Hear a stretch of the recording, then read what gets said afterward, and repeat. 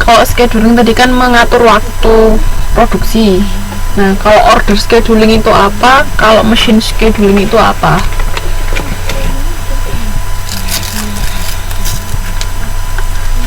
Schedule itu kan jadwal, jadi menentukan waktu kapan.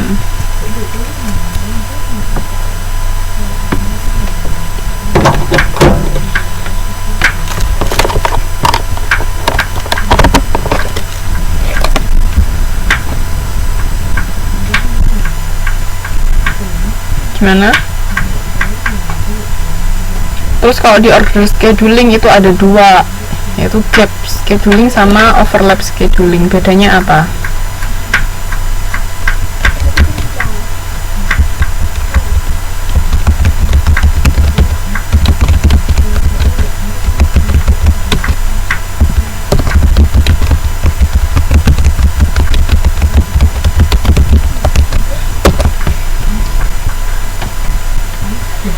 Di order scheduling itu kan ada dua, gap sama overlap. Bedanya apa? Terus kalau order scheduling itu apa? Machine scheduling itu apa?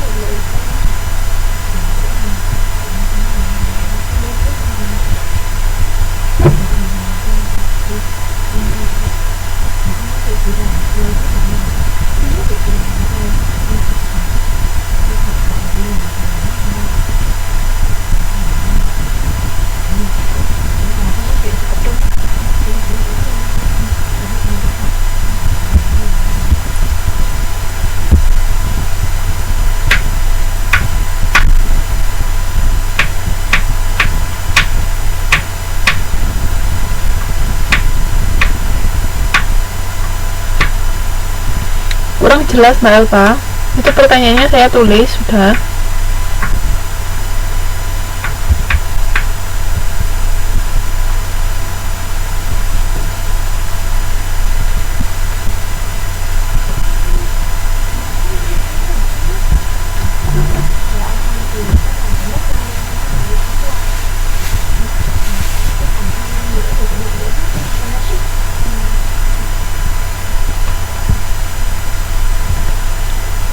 Yang lain gimana? Ada yang mau jawab lagi? Mbak Eli itu gap ya, bukan grab.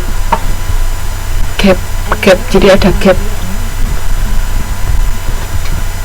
gap sama overlap.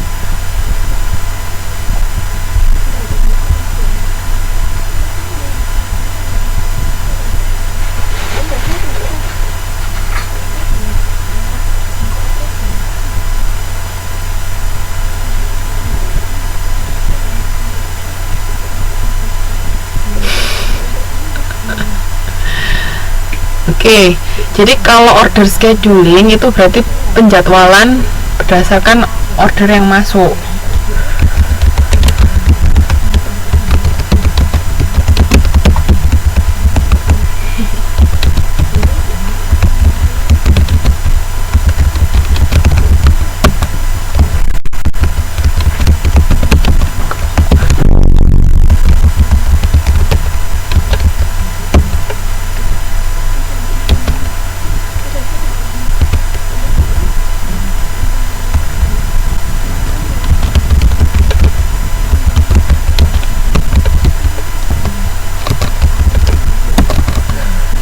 Jadi kalau gap scheduling itu kita mengerjakan produksi satu itu setelah produksi yang lain selesai.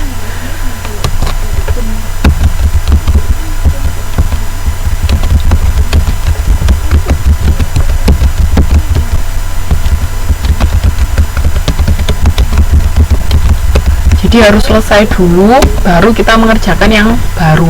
Itu gap. Jadi ada gapnya. Ada gap itu apa sih? Kesenjangan. Alah, kok kesenjangan? Ada jedanya kalau gap itu. Jadi harus selesai dulu yang lama baru kita memproduksi yang baru. Tapi kalau overlap itu langsung.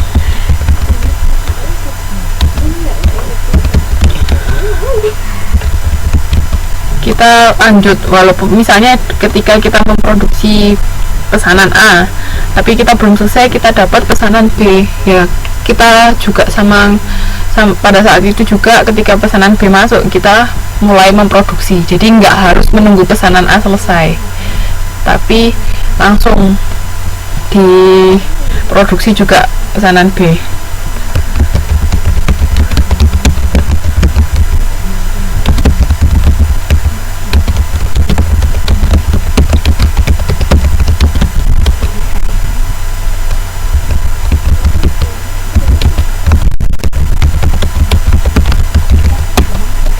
Paham?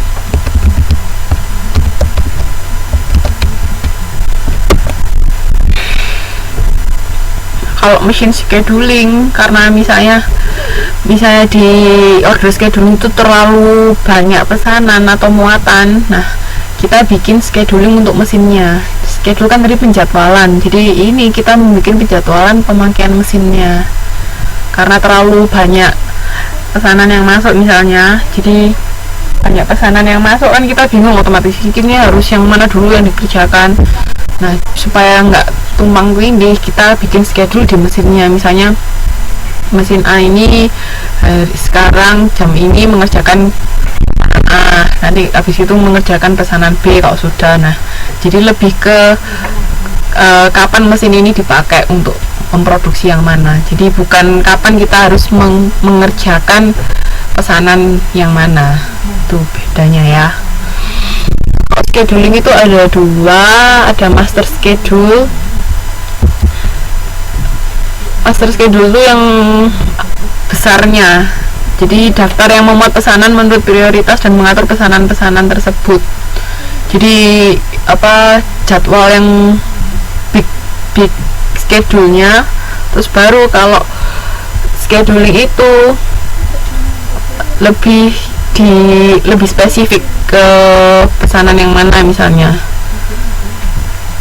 Jadi kalau master schedule itu rencana pokok, lebih kayak kapan kita siap. Ini kalau dari modul ini rencana pokok yang menjadi dasar utama untuk penyusunan, yaitu tanggal siapnya pesanan yang berasal dari pelanggan atau dari perusahaan sendiri untuk pembuatan barang-barang yang dimasukkan untuk. Jadi kalau master schedule itu penjadwalan yang besar. Nah, kalau schedule-nya itu lebih detail. Itu bedanya. Ada yang mau ditanyakan?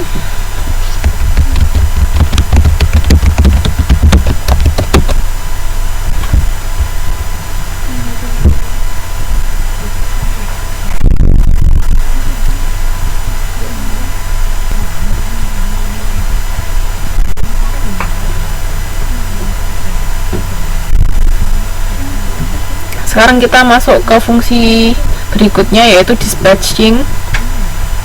Dispatching itu pelaksanaan dari semua rencana yang telah dibuat oleh bagian routing sama scheduling. Jadi kan di bagian routing, loading, scheduling kan sudah ada rencananya. Nah, dispatching ini kita memutuskan kapan kita harus memproses. Oke, misalnya kita sudah ada schedule-nya, sudah ada jadwalnya, sudah ada rencananya. Ya, di bagian dispatching-nya ini kita kapan memutuskan, oke, misalnya sekarang bisa memulai produksi itu.